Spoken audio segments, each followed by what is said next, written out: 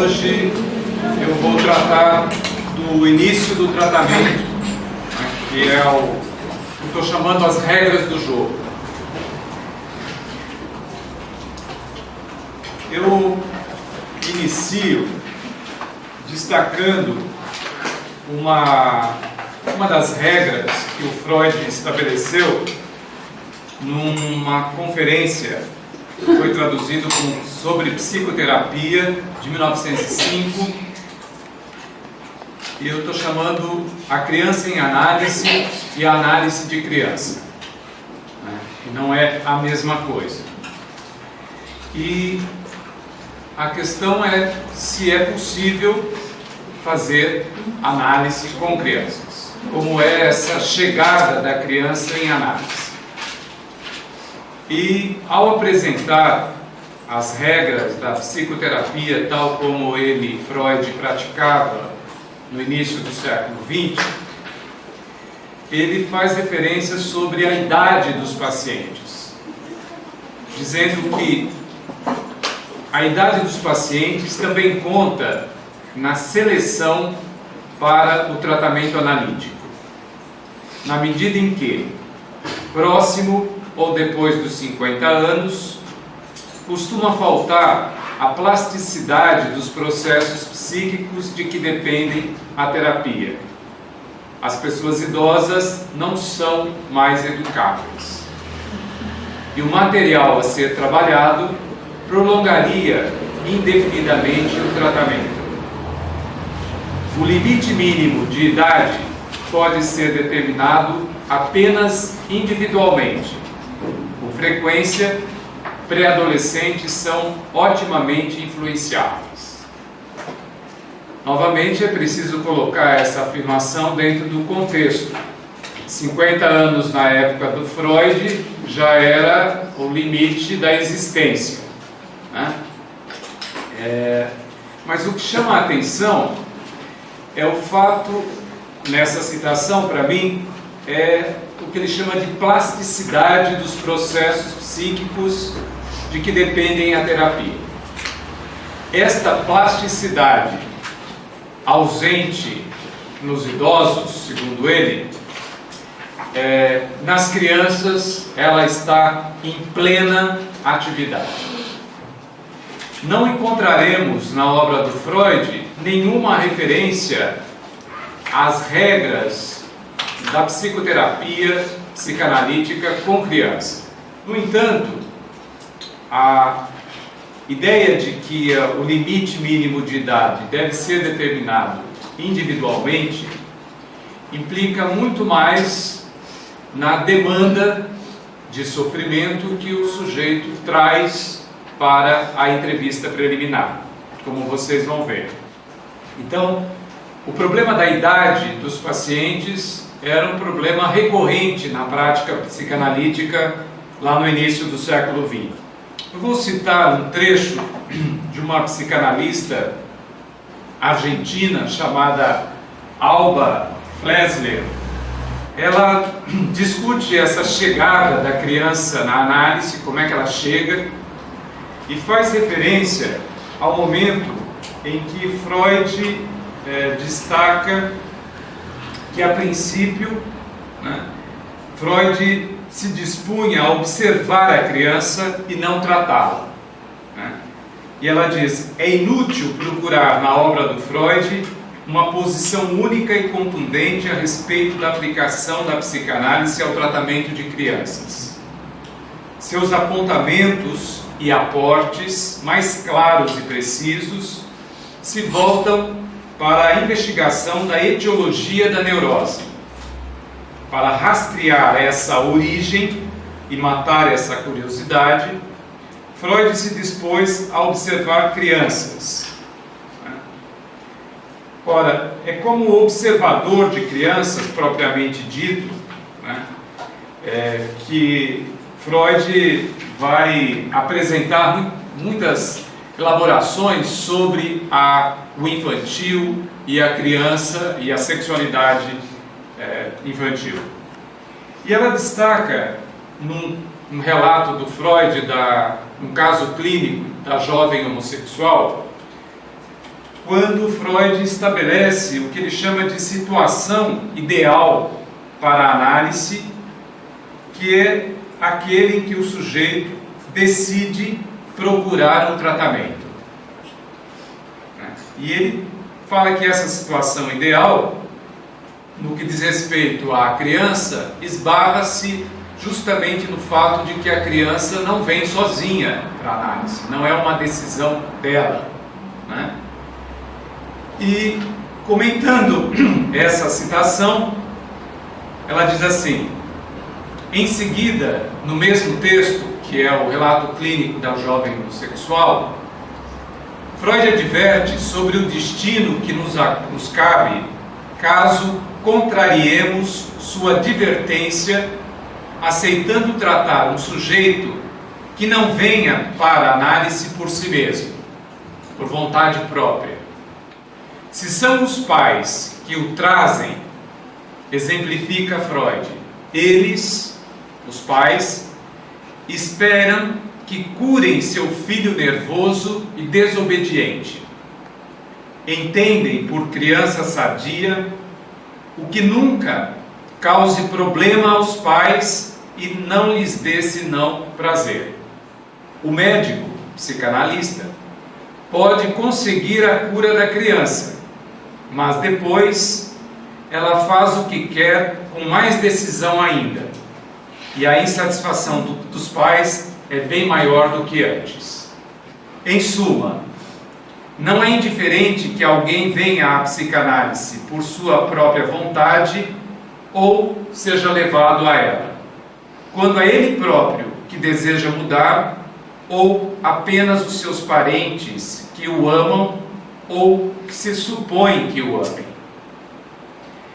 Esse recorte que a Alba faz de uma citação do Freud parece um dos únicos lugares em que essa questão na obra do Freud aparece, né, dizendo que é um problema quando se aceita em tratamento um sujeito que não vem por conta própria.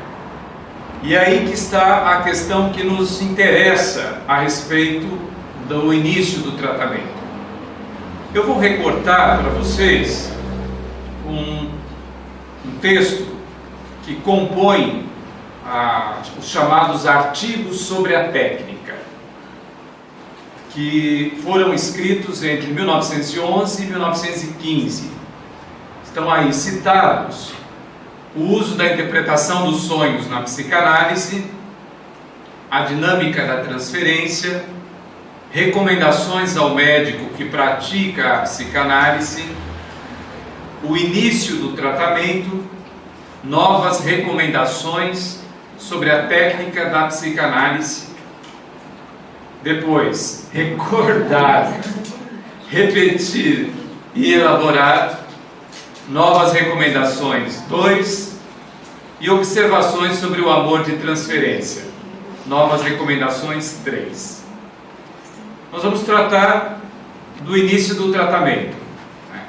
Por que novas recomendações? Onde estavam as recomendações anteriores, que agora ele chama de novas? Esse aspecto vai ser importante na minha apresentação. O primeiro parágrafo desse artigo, Freud usa a metáfora do jogo de xadrez. E começa dizendo que os livros que ensinam o nobre jogo trazem uma descrição exaustiva da abertura e final do jogo. No entanto, considera Freud, a infinita variedade de movimentos após a abertura desafia uma tal descrição. As regras que podemos oferecer para o exercício do tratamento psicanalítico estão sujeitas a limitações parecidas. Ou seja, a técnica e as recomendações apresentadas dizem respeito muito mais à abertura e ao final do jogo.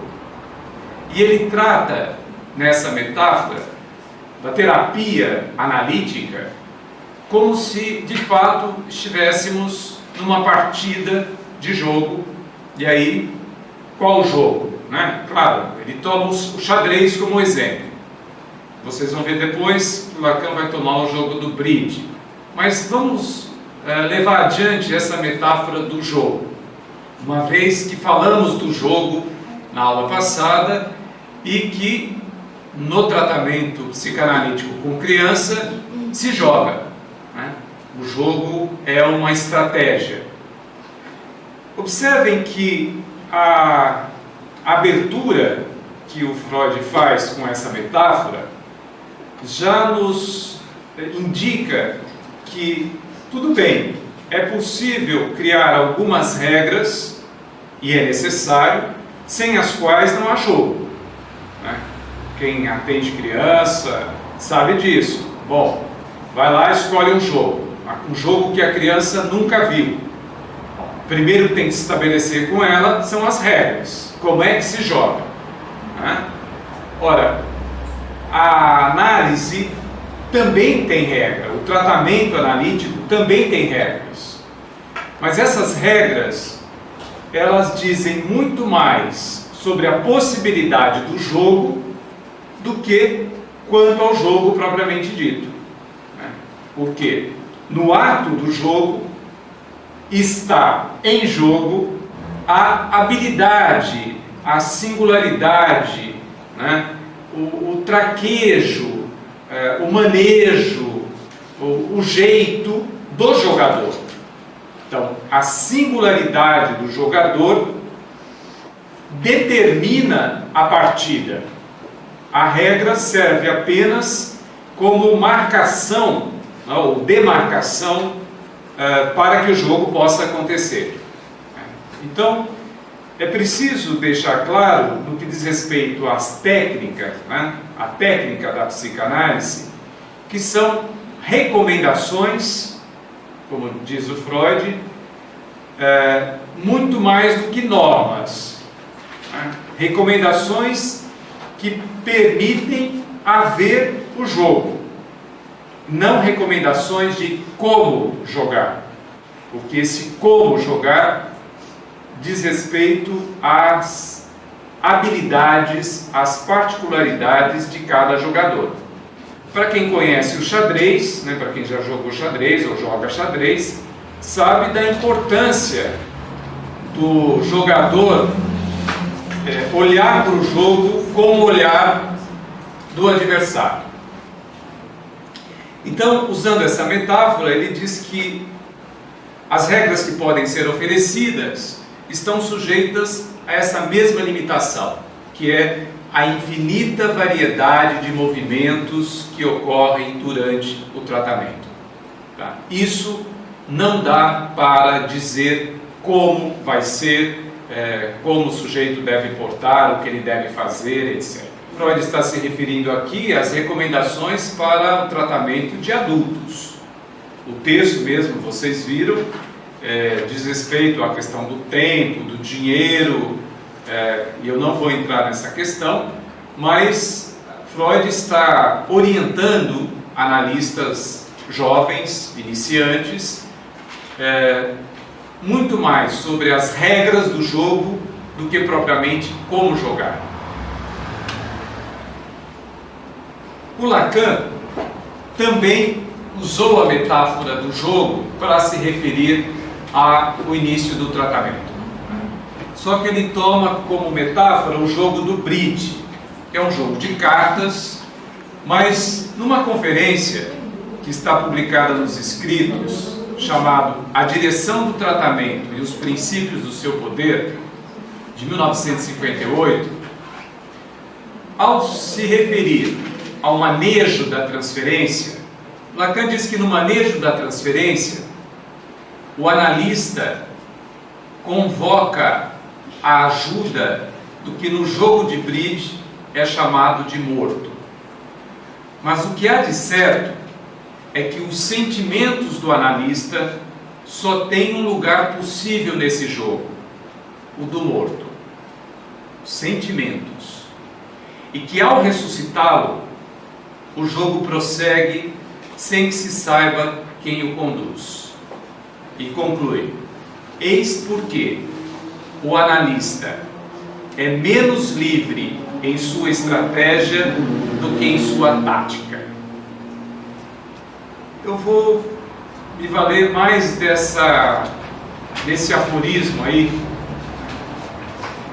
Se o analista é menos livre em sua estratégia e mais livre na tática, estratégia e tática diz respeito àquilo que se pode chamar das regras do jogo.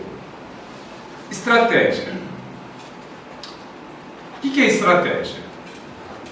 É a arte militar de escolher onde, quando e com quem travar o combate ou uma batalha.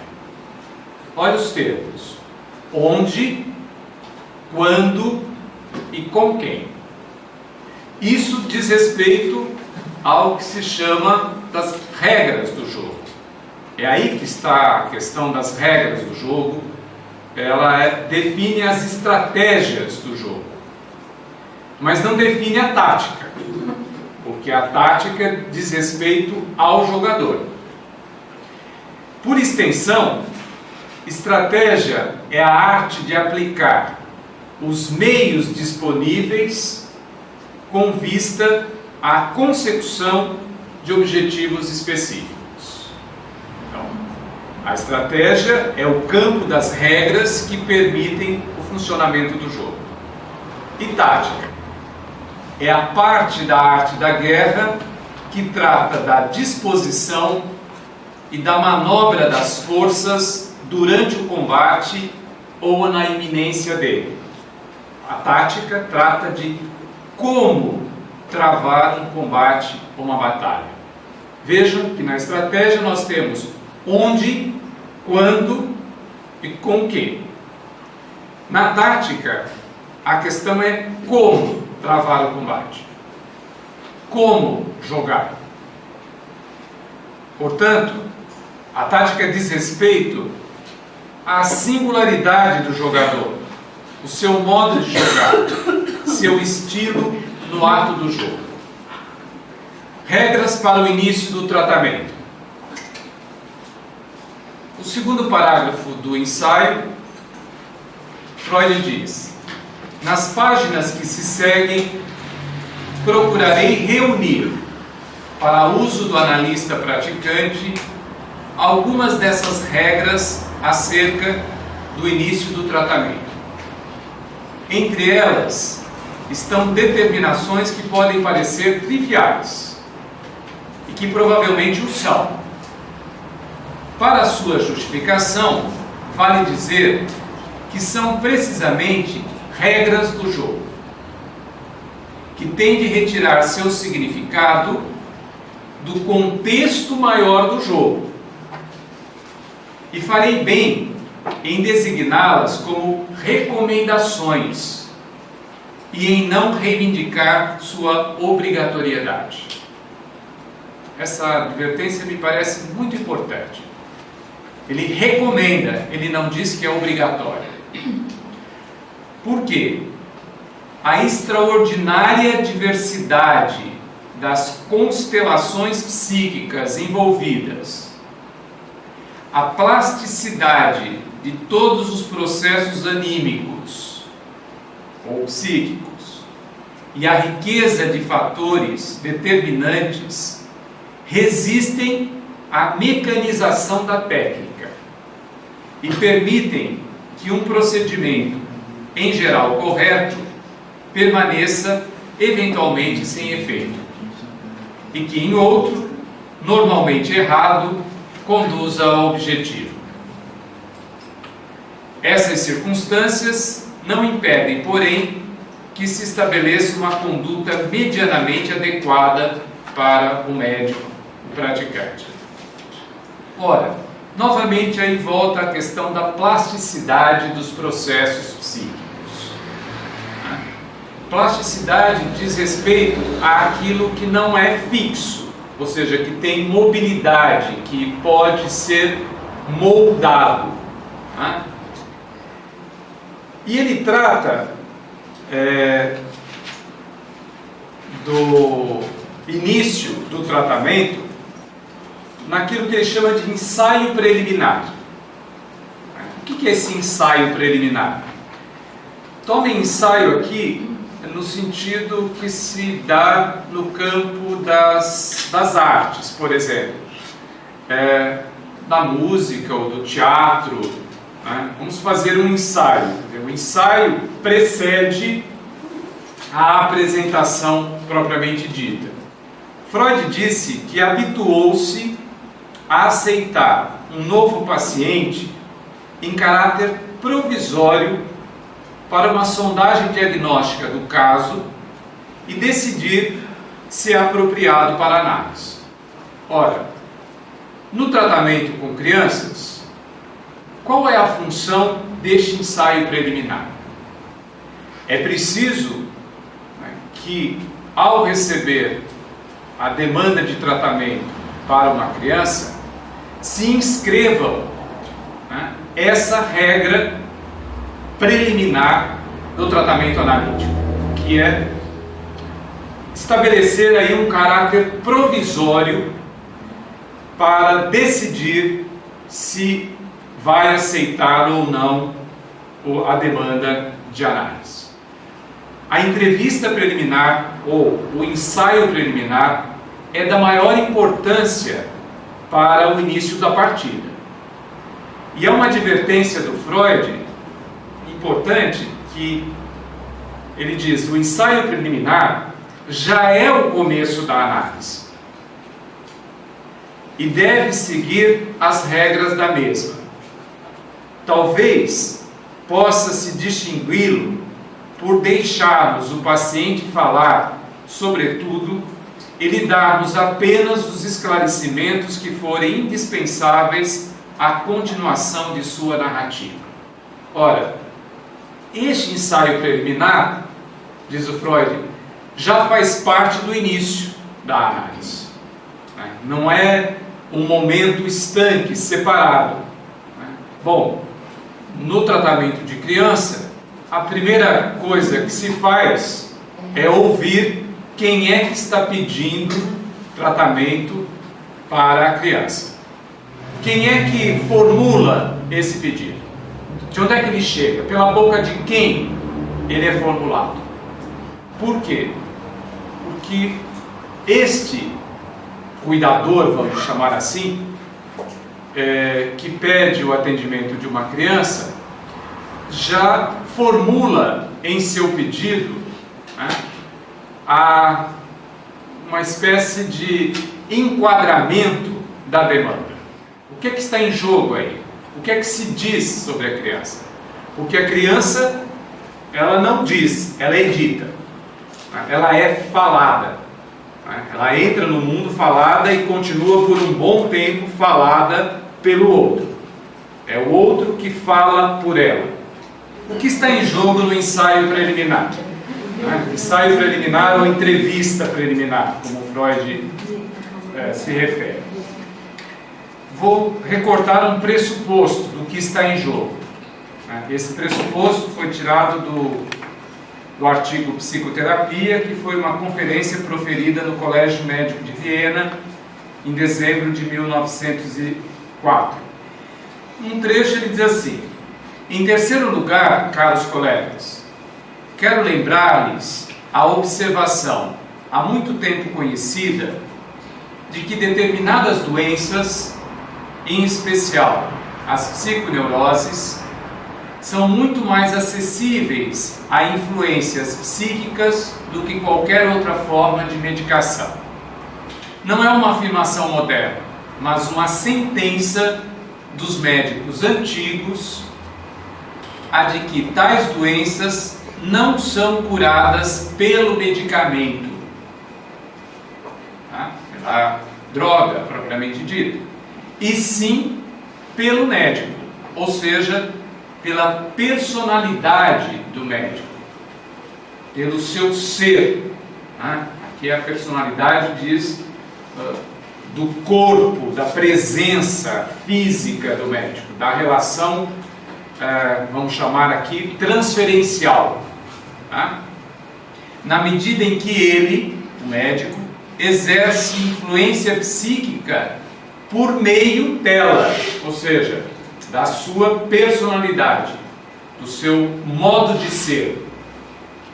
Bem sei, caros colegas, que entre os senhores goza de estima aquela opinião de Vischer, o professor de estética, expressou classicamente em sua paródia do Fausto, do Goethe. E aí ele cita um trecho da tragédia do Fausto. Eu sei, o elemento físico, com frequência, influi sobre o moral. O que está em jogo, nesse pressuposto, é que o sofrimento psíquico, ele é tratado muito mais pela relação transferencial estabelecida entre o analista e o paciente do que propriamente por qualquer medicação.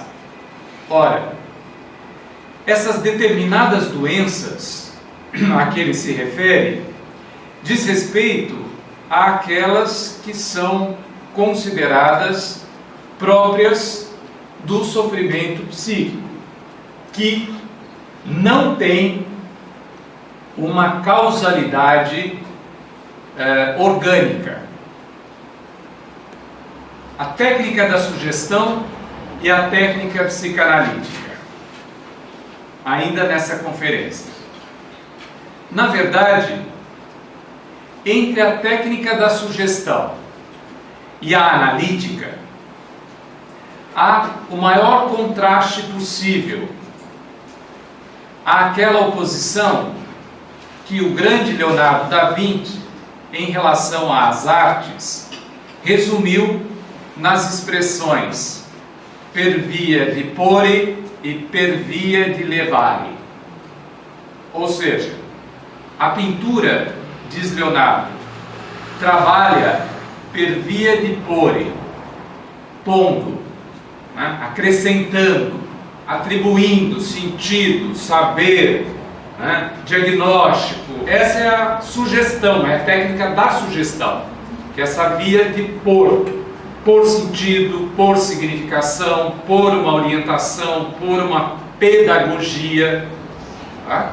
Ora, quando o terapeuta ali, nessa condição, responde a essa demanda do que fazer com a criança, ele está praticando uma técnica de sugestão. Não é analítica, é pedagógica, mas baseada em que saber ele faz isso. Num saber sobre a criança, num saber idealizado da criança, baseado em recursos da própria psicologia, das teorias psicológicas, nos recursos da moral e por aí vai. Então Freud diz, a técnica psicanalítica não é uma técnica da sugestão, não pode ser. Okay? A psicanálise com crianças não pode ser uma pedagogia, não pode ser uma psicopedagogia. A pintura, diz Leonardo, trabalha per via di porre. Ela aplica pequeninos montes de cores onde não os havia. Já a escultura procede per via di levare, ou seja, ela retira da pedra tudo o que cobre.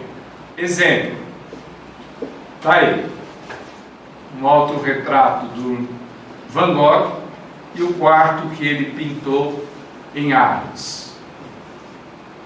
Isso é um jeito que ele está usando, uma metáfora também, para dizer que a psicanálise não põe nada, ela não acrescenta nada. Essa ideia de que a criança é uma tela em branco, né, e que vai sendo preenchido com a educação moral, isso não é a criança da psicanálise. Não é a criança com a qual a psicanálise trabalha.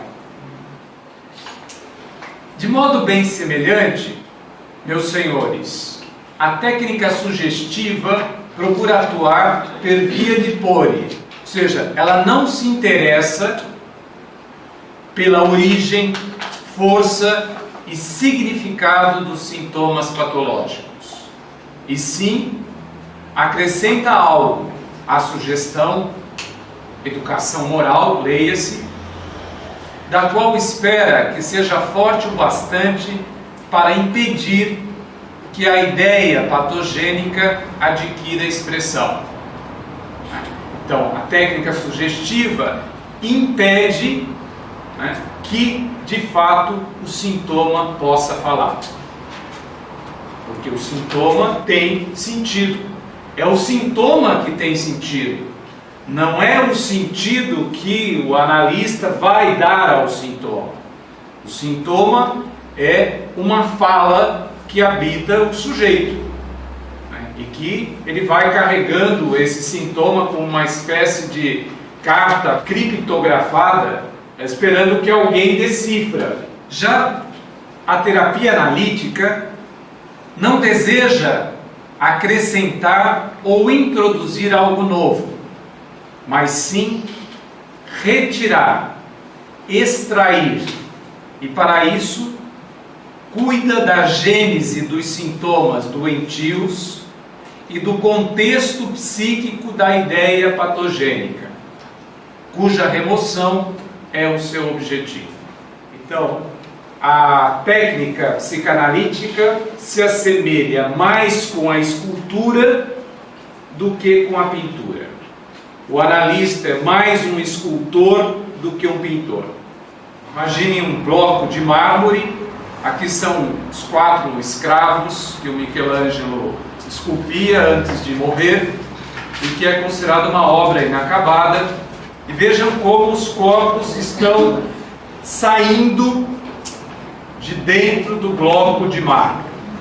Veja que esses corpos estão adormecidos dentro do mármore. Então vai o escultor tirando, Claro, isso é uma metáfora, voltando a citar o Lacan.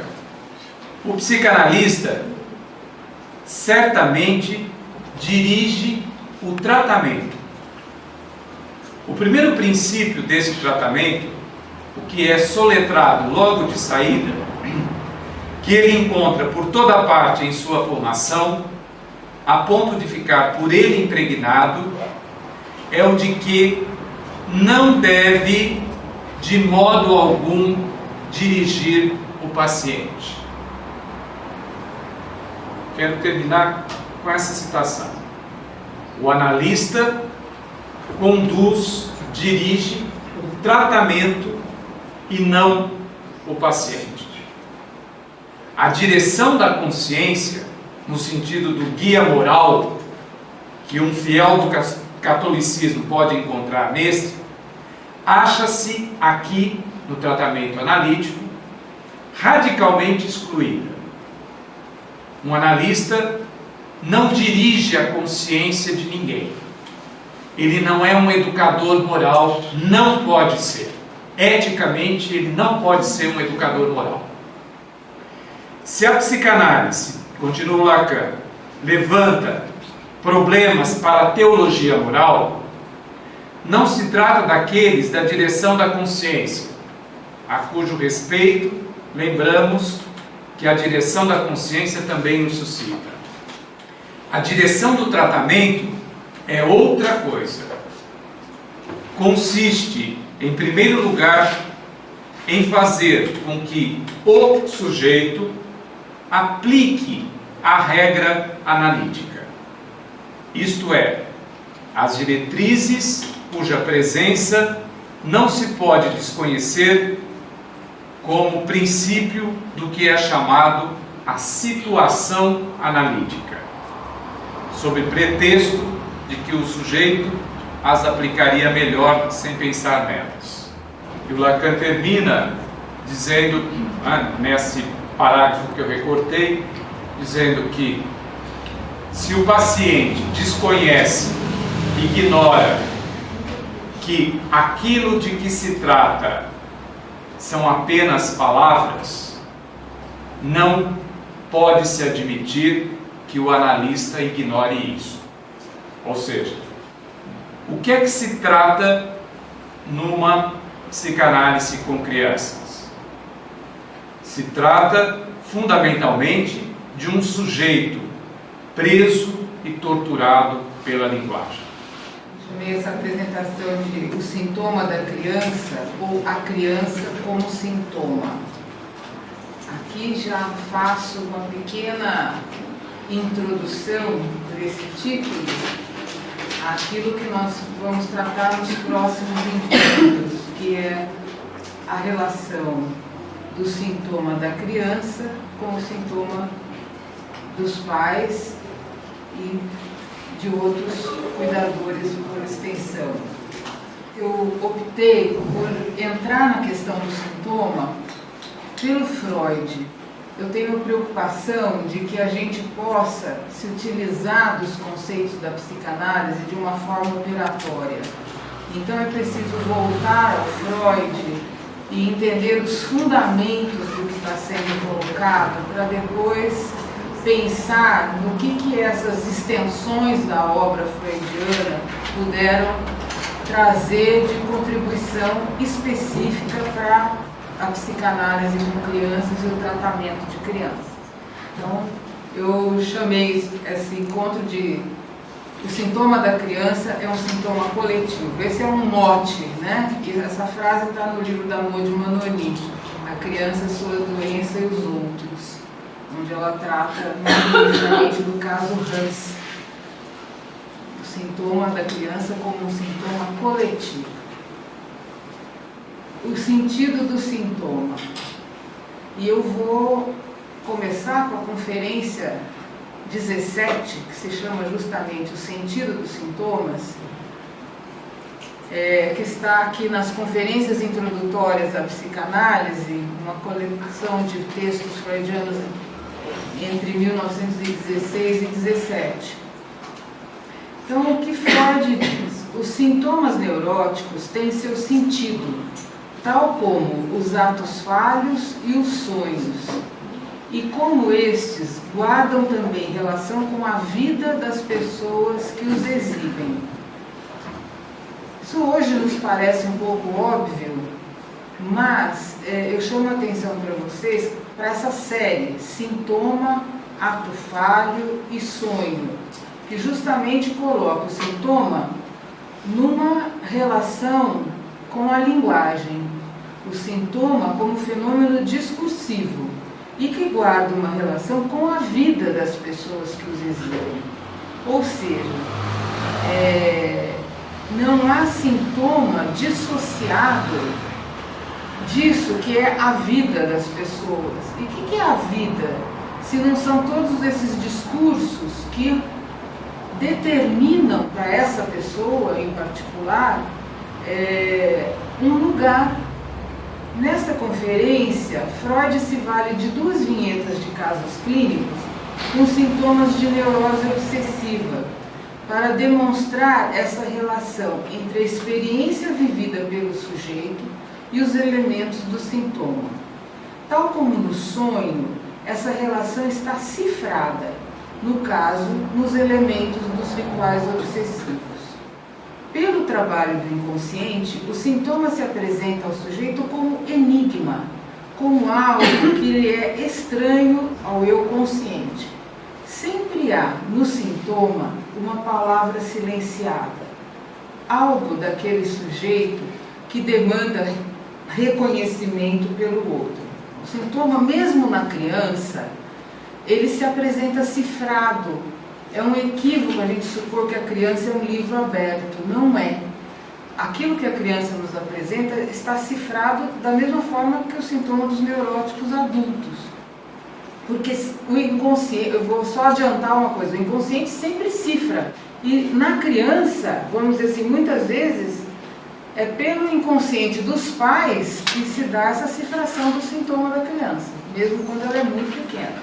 Então, o sintoma nunca é, exceto na psicose, o inconsciente a céu aberto. O sintoma na neurose está sempre cifrado.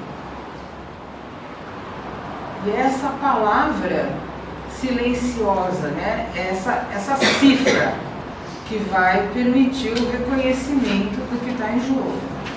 O segundo caso, o caso da jovem, fica muito evidente quando a gente lê a partir de uma perspectiva de alguém que já caminhou um pouco na psicanálise lacaniana, como a estrutura está aparente ali naquele cerimonial.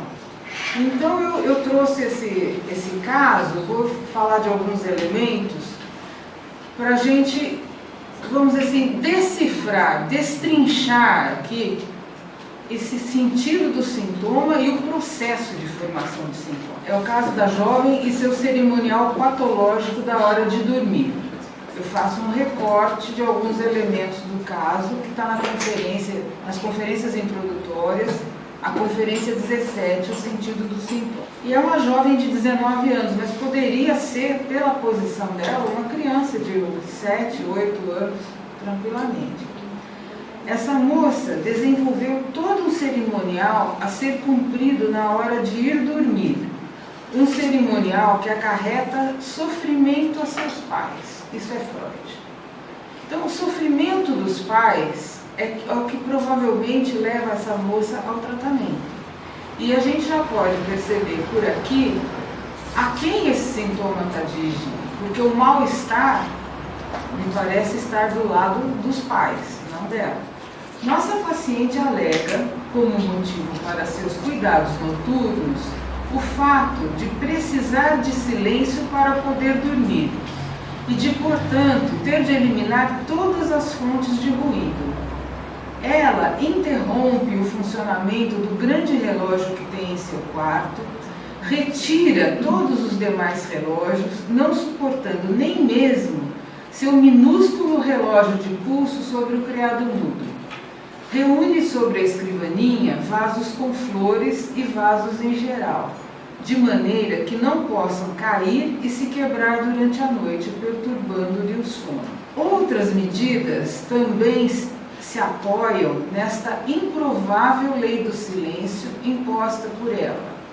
A exigência, por exemplo, de que a porta que separa seu quarto do quarto dos pais permaneça semiaberta, do que ela se assegura inserindo objetos diversos no vão da referida porta, o que parece, pelo contrário, ativar uma fonte de ruídos perturbadores. As principais medidas, porém, dizem respeito à sua própria cama. O travesseiro maior não pode tocar a madeira do espaldar da cama. O menor, sobre o qual ela pousa a cabeça, precisa ser disposto sobre o maior, de modo a formar um losango. Então ela deita a cabeça exatamente sobre a diagonal maior do losango. O edredom de penas precisa ser sacudido de forma a ficar bem alto nos pés, uma elevação que depois ela jamais deixa de afofar para melhor distribuí-la. Então vocês imaginam assim, o ritual, essa moça tem que repetir esse ritual várias vezes e se assegurar de que tudo está conforme, né?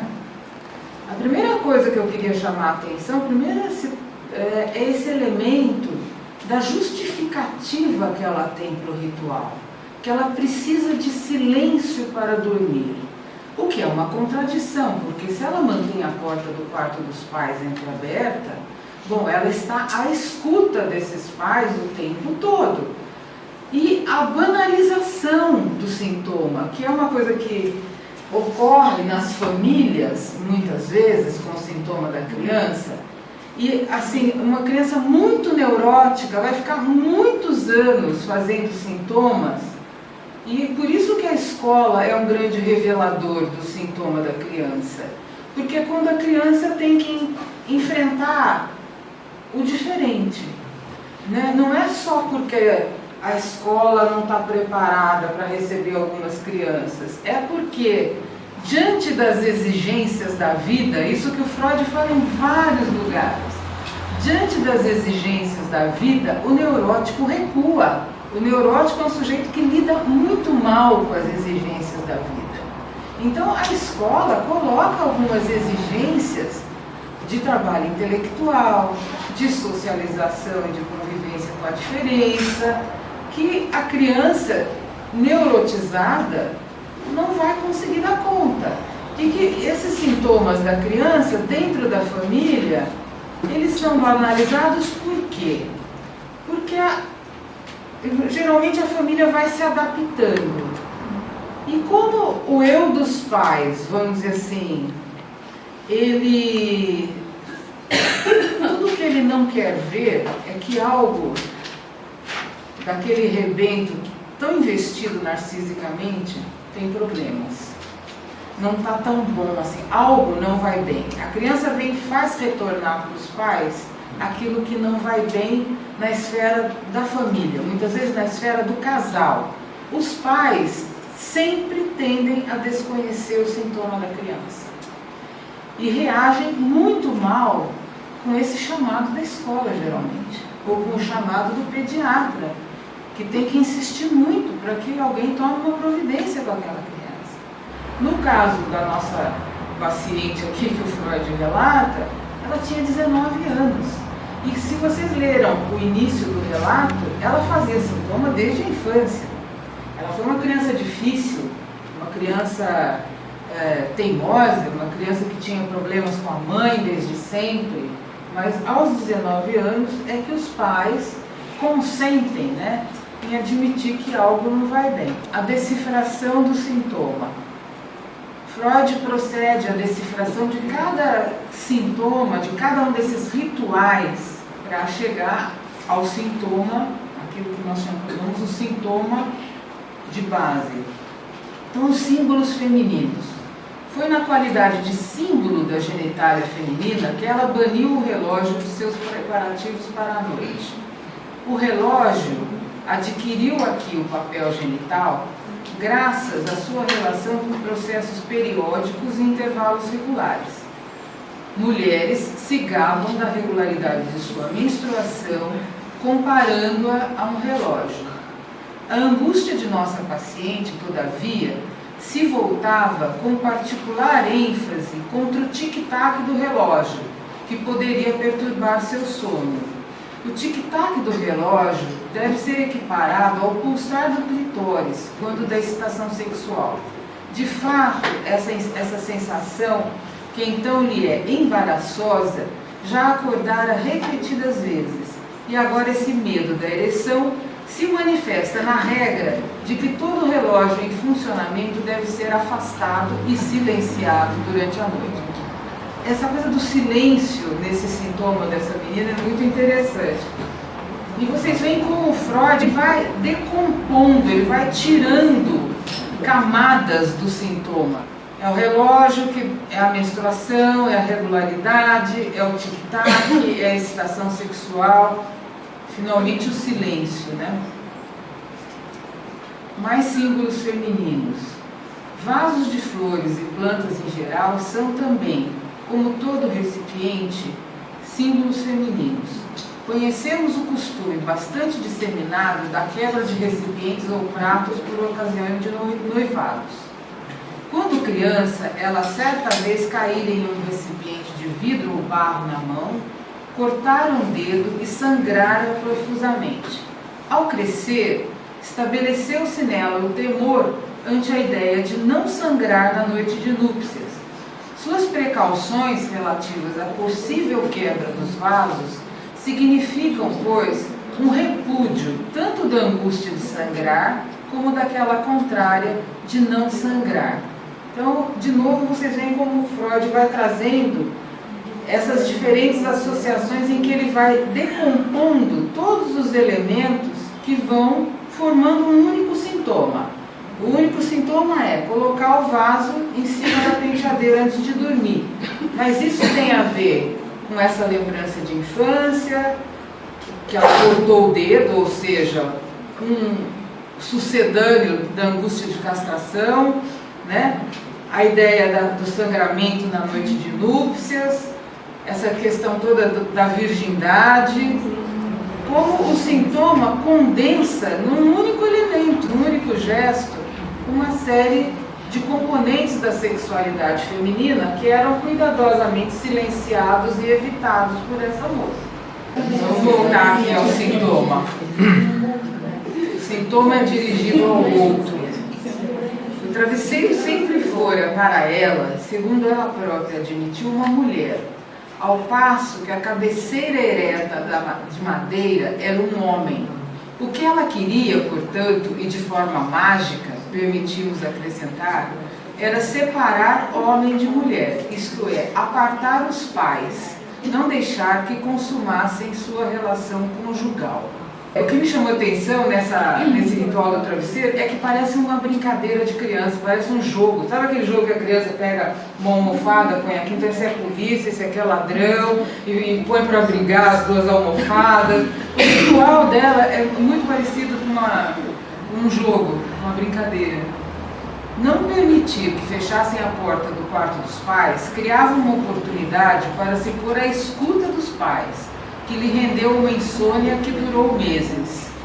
Não satisfeita com tal perturbação impingida aos pais, ela, vez por outra, conseguia permissão para dormir na cama deles, entre o pai e a mãe.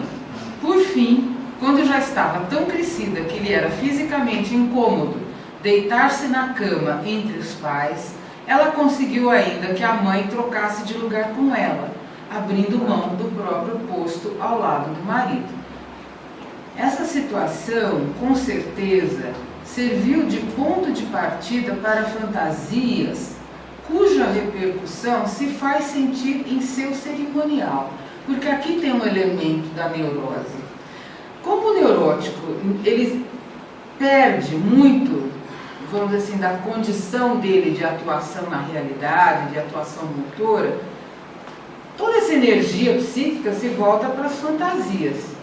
E esse tipo de situação de dormir na cama dos pais é um ponto de partida para uma série de fantasias incestuosas. Ou seja, a consumação do incesto é sempre uma virtualidade possível, porque a criança tem perfeita noção do que acontece na cama dos pais.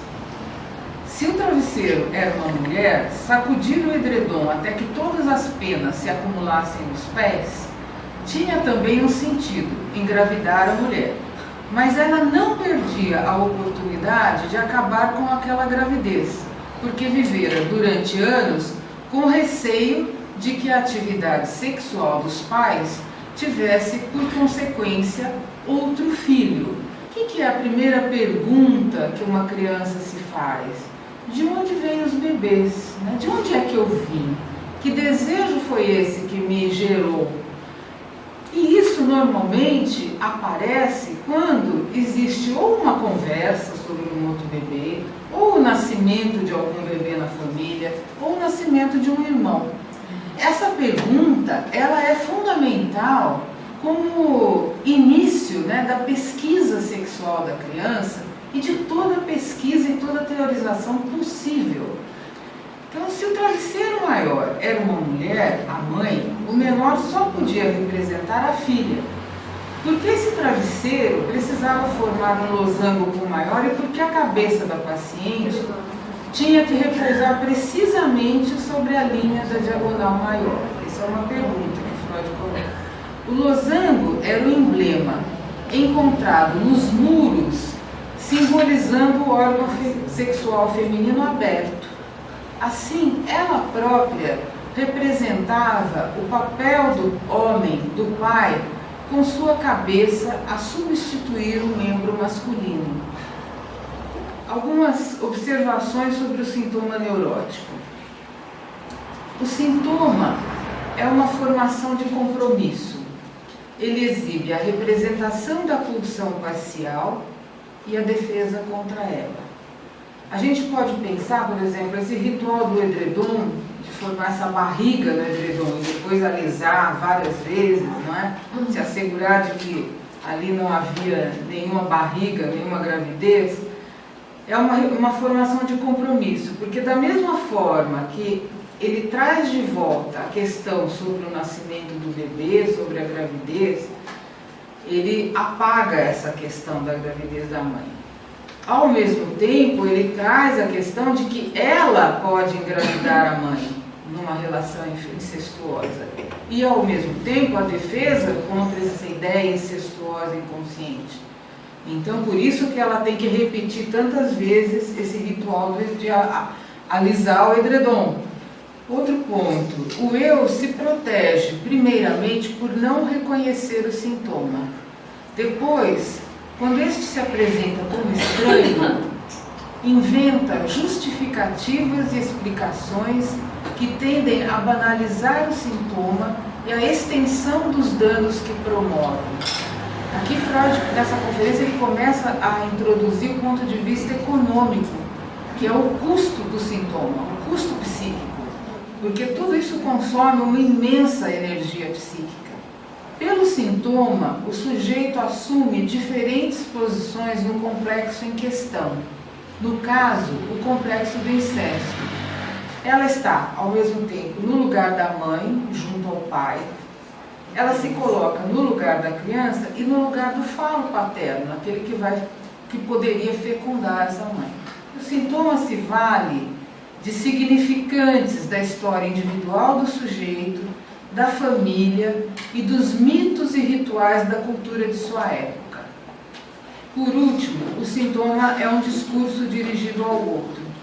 Então, esses significantes, do qual o sintoma se vale para se constituir como ritual, implicam elementos da história individual, ou seja, o lugar que essa criança ocupou e ocupa no discurso parental, dos mitos e rituais, vocês veem, da cultura da época. Vocês veem, o Freud, ele se vale de um elemento de grafite no muro. Então, assim, o psicanalista, ele tem que ser, antes de mais nada, um sujeito curioso, gente. Ele tem que saber de onde o sujeito vem. O que é o sintoma? E aí, sigo Freud, hein? Os sintomas, e referimos-nos aqui, naturalmente, aos sintomas psíquicos e à doença psíquica, são atos prejudiciais à vida como um todo, ou pelo menos inúteis, dos quais frequentemente a pessoa se queixa como algo indesejado e que traz sofrimento ou desprazer. O principal dano que causam é o custo psíquico que envolvem, além daquele necessário para combatê-lo. Havendo pródiga formação de sintomas, esses dois custos podem resultar num extraordinário empobrecimento da energia psíquica disponível e, assim, numa paralisação do enfermo, no tocante às tarefas importantes da vida.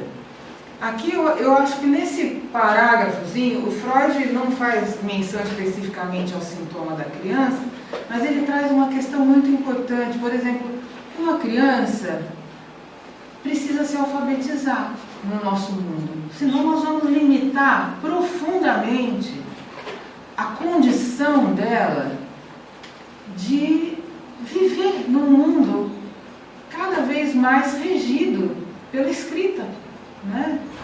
O complexo do incesto, ele pode ser uma barreira muito grande ao letramento da criança.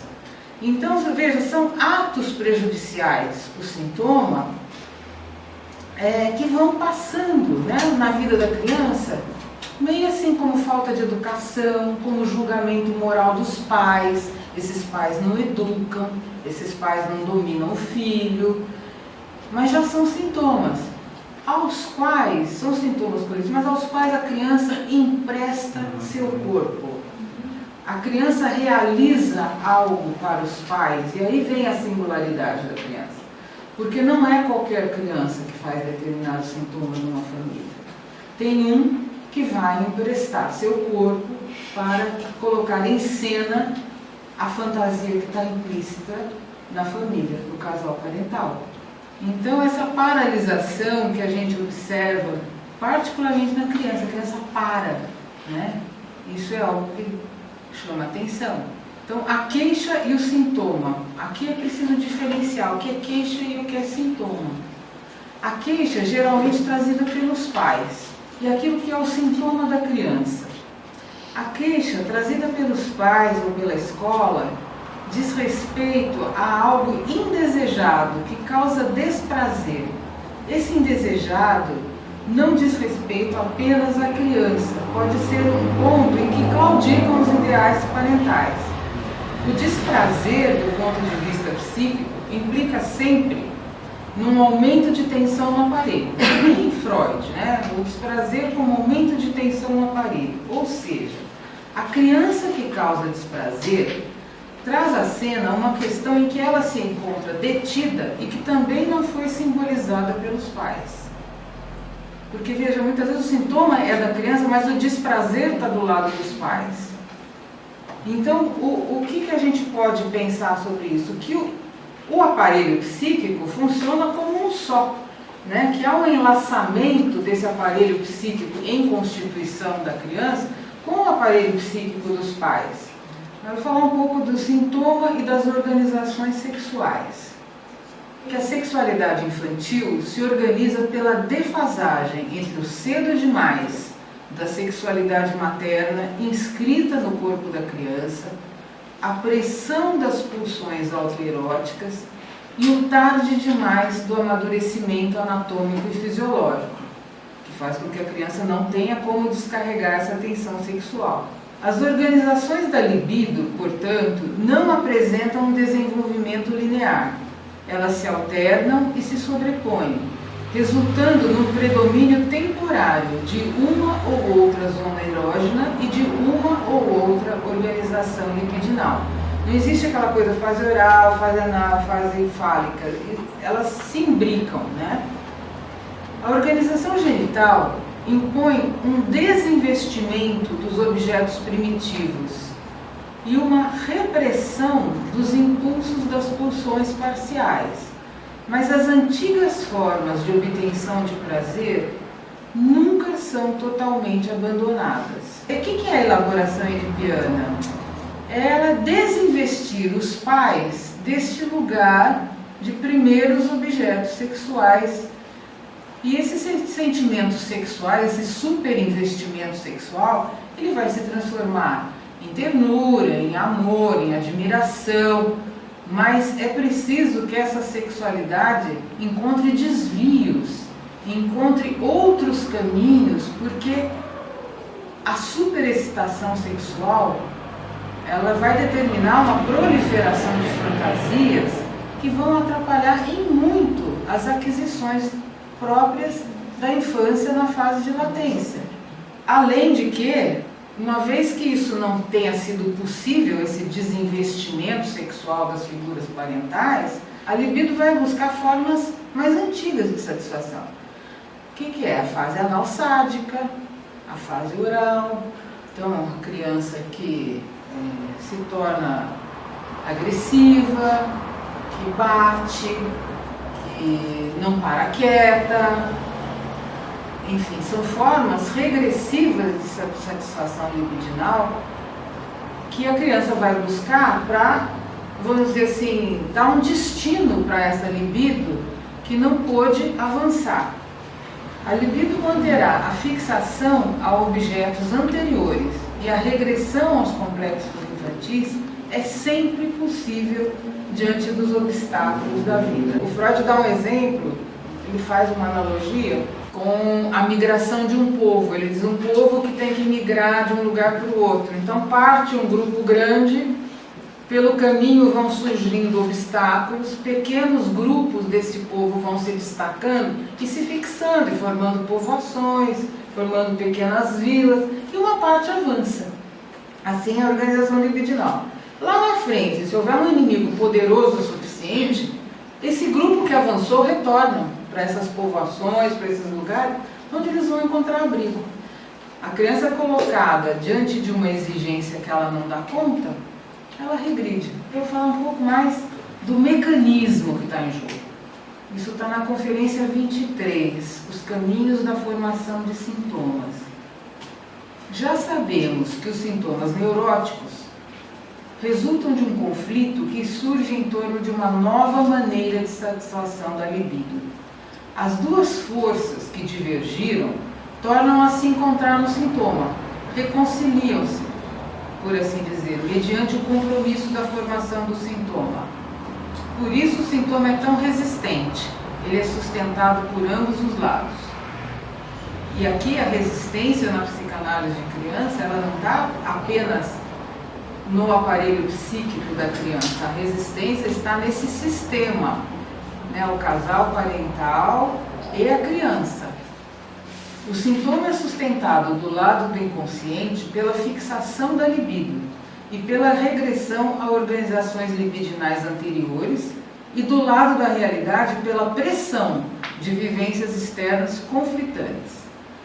No caso da criança, essas vivências externas conflitantes podem ser as fixações libidinais dos próprios pais, que entram em conflito com as exigências da educação. O eu frágil da criança é totalmente ultrapassado pela força das pulsões. Se as regressões não despertam a oposição do eu, tampouco a neurose. E a libido alcança alguma forma de satisfação real, embora não mais normal. Que é aquilo que eu dizia, que o sintoma da criança passa despercebido por muito tempo.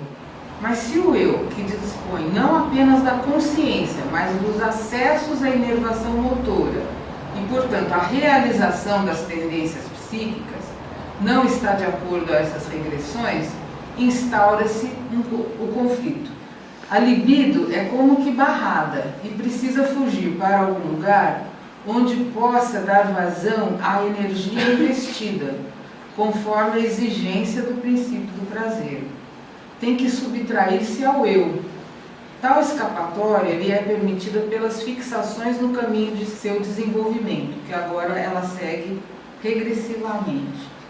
Nesse fluxo inverso, investindo suas posições reprimidas, a libido se subtrai ao eu e suas leis, mas renuncia também a toda educação adquirida sob a influência desse eu. As ideias às quais a libido transfere sua energia sob a forma de investimento pertencem ao sistema inconsciente e estão sujeitas aos processos de condensação e deslocamento. Então vocês veem que a libido começa a circular fora do eu consciente. A oposição que foi erguida contra ele, esse investimento, no eu, o persegue como contra-investimento e o obriga a escolher uma expressão que possa, ao mesmo tempo, tornar-se a expressão da própria oposição. Surge assim o sintoma, como um derivado bastante desfigurado da realização de desejo inconsciente libidinal. Uma ambiguidade engenhosamente escolhida, com dois significados mutuamente contraditórios, como era lá o ritual do edredom que a moça realizava. Quer dizer, essa ideia de fazer um filho na mãe, ela é muito carregada do ponto de vista de censura. Então o contra-investimento é muito grande. Então a libido tem que encontrar uma forma muito desfigurada de manifestação desse desejo. As fixações da libido. Então, mais uma vez a pergunta, onde que a libido encontra as fixações de que necessita para romper as repressões? Nas práticas e vivências da sexualidade infantil, nas tendências parciais abandonadas e nos objetos de infância que foram deixados para trás, ou que não foram, né? É para eles, pois, que a libido retorna. O significado dessa época infantil é duplo. Por um lado, nele se mostram pela primeira vez as orientações instintuais que a criança traz consigo em sua predisposição inata. Por outro, influências exteriores, vivências acidentais, despertam e ativam nela outros instintos seus. As influências exteriores, vocês veem que não são os pais. As influências exteriores são os encontros, é a tique, né? São aqueles encontros, bons ou maus, que um sujeito tem durante a vida e que podem desencadear uma formação de sintoma. Então a formação de sintoma, ela é uma virtualidade, não há como prevenir isso. As séries complementares. Para Freud, o sintoma neurótico é determinado por duas séries complementares. Primeira série, a predisposição mediante a fixação da libido, que engloba a constituição sexual, Freud chama de vivências pré-históricas, e também as vivências infantis. Aqui é curioso porque o Freud vai falar dessas vivências pré-históricas, que são determinações da família, da própria cultura em que a criança está inserida, e nós poderíamos dizer, assim, do ponto de vista, poderíamos dizer com Lacan, que são esses discursos que precedem a criança antes do nascimento, e que não dizem respeito só à família nuclear. Muitas vezes isso vem da família mais extensiva.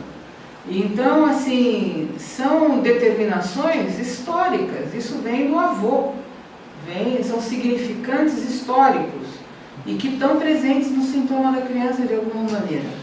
Por isso me parece sempre importante nas entrevistas preliminares perguntar como é que essa criança chegou ao mundo. Não se trata então somente se a gravidez foi desejada ou indesejada, ela é sempre desejada. A questão é como é que os pais contam a chegada dessa criança no mundo. Sim. Em que momento, que contexto da vida conjugal essa criança foi concebida.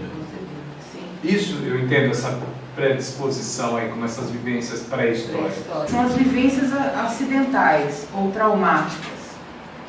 As vivências infantis têm uma importância particular, evidenciada desde cedo, então, nessas organizações libidinais da criança.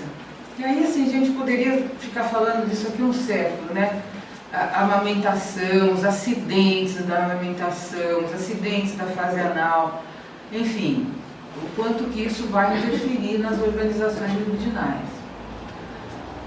As neuroses infantis são bastante frequentes, muito mais frequentes do que se pensa. Em geral, elas passam despercebidas, tomadas como são, como sinais de maldade ou mau hábito, e refreadas pelas autoridades responsáveis pela criança.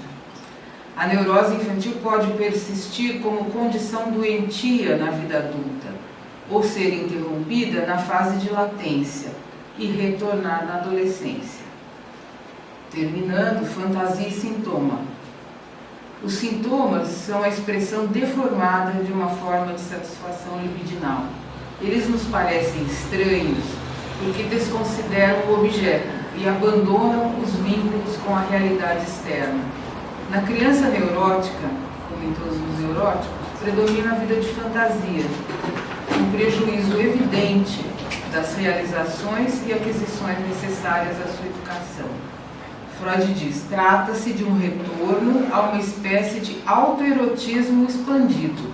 O sintoma inibe as modificações que o sujeito poderia promover no mundo externo e concentra as modificações no próprio corpo. O vínculo do sintoma com as pulsões autoeróticas se estabelece pelas fantasias. A criança neurótica está reclusa num mundo de fantasias, difícil de abandonar, onde obtém prazer substitutivo. Por isso que o brincar é tão importante na análise de criança, porque as fantasias vão estar representadas também no brincar, não só no sintoma. A neurose condiciona uma perda de contato com a realidade externa. E no mundo das neuroses, a realidade psíquica é a realidade decisiva.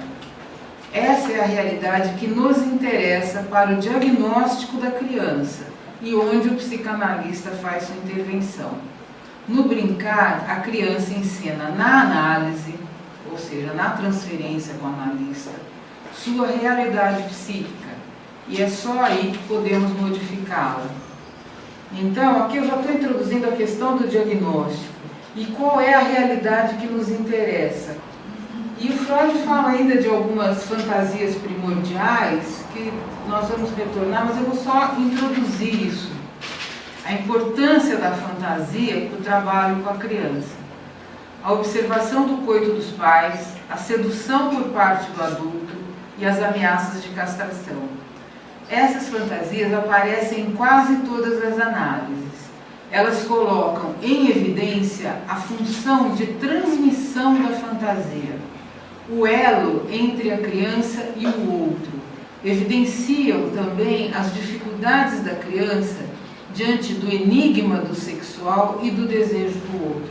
Eu dizia no início assim que é preciso que o analista de criança tenha uma certa posição a partir da sua própria análise, porque isso pode ser extremamente angustiante para o analista, porque a criança muitas vezes vai se valer do corpo do analista para encenar esse tipo de fantasia. Então, o analista também entra na história com o seu corpo, muitas vezes. E é claro que isso é um elemento diagnóstico. Desde a criança que convida o analista para brincar, até a criança que pega no analista. Então, se a criança entra na história com o seu corpo, o analista também. E isso é sempre um momento de muita angústia na análise. Porque, de certa forma, você corre o risco de ficar muito paralisado e perder a condição de trabalhar simbolicamente com aquilo que está acontecendo. Porque vai tocar nas tuas fixações libidinais. Por isso que a análise do analista de criança tem que ser uma longa análise. E uma análise muito bem feita. O analista de criança precisa atravessar determinadas realidades psíquicas para poder suportar isso que está em jogo aqui.